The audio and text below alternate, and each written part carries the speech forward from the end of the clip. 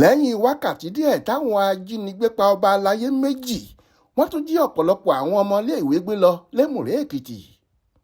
ọ̀pọ̀lọpọ̀ àwọn akẹ́kọ̀ọ́ iléèwé alákọ̀ọ́bẹ̀rẹ̀ kan lẹ́mùrè èkìtì làwọn agbébọn kan tún ti jí gbé lọ lẹ́yìn wákàtí díẹ̀ táwọn ajínigbé ṣekú pa àwọn ọba aládé méjì lásìkò tí wọ́n ń padà bọ̀ láti ibi òde kan tí wọ́n lọ ṣe nílùú ìrẹ́lẹ̀ èkìtì lọ́jọ́ ajé Monday ọjọ́ 29 oṣù kínní ọdún tá a wà yìí.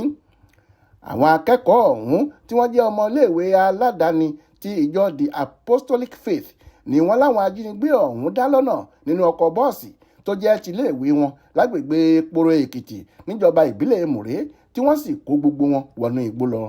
àwọn ọmọ iléèwé tí kò sẹ́ni tó tì mọ iye wọn ọ̀hún ni wọ́n ti dàwátì báyìí tí kò sì sẹ́ni tó tì lè sọ pàtó ibi tí wọ́n wọlé sí lásìkò tá a fi ń kó ìròyìn jọ lọ́wọ́. tẹ́ ò bá gbàgbé lọ́jọ́ ajé Monday ọjọ́ 29 oṣù kínní ọdún yìí ní òkìkí kan pé àwọn agbébọn ti ṣekú pa àwọn ọba aláyé méjì lẹ́kìtì.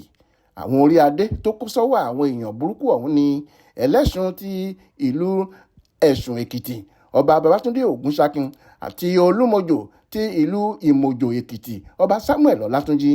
orí adé kẹta tó jàjàbọ́ lọ́wọ́ ikú ìbọn ọ̀hún ni alára tìlú àrà èkìtì ọba Adébáyọ̀ Fátọ́ba. Aláròyé gbọ́ pé òde pàtàkì kan làwọn ọba mẹ́tẹ̀ẹ̀ta yìí lọ nílùú Ògbè níjọba ìbílẹ̀ ìwọ̀ oòrùn Yàgbà nípínlẹ̀ Kogi tó jẹ́ alámúlégbè ìpínlẹ̀ Èkìtì tí kò sì fi bẹ́ẹ̀ jìnnà sáwọn ìlú táwọn orí adé wọ̀nyí ń jọba lé lórí. wọ́n ní báwọn ọba náà ṣe ń darí bọ̀ lọ́nà Ìpàó tó lọ sí Ìrẹ́lé kọjá sí Òkè Àkó lójijì làwọn apamọ́lẹ́kúnjayé ẹ̀dá náà yọ sí wọn tìbọntìbọn tí wọ́n sì ń rọ̀jò ọta mọ́ ọkọ̀ ayọ́kẹ́lẹ́ bọ̀gìnì táwọn ọba mẹ́tẹ̀ẹ̀ta wà nínú rẹ̀ bí ẹni wà lójú ogun.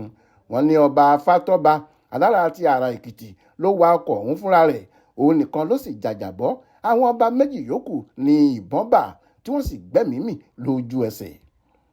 Olúṣèyẹ Iyíadé ló ṣàkójọpọ̀ ìròyìn ọ̀hún fún Aláròyé online television.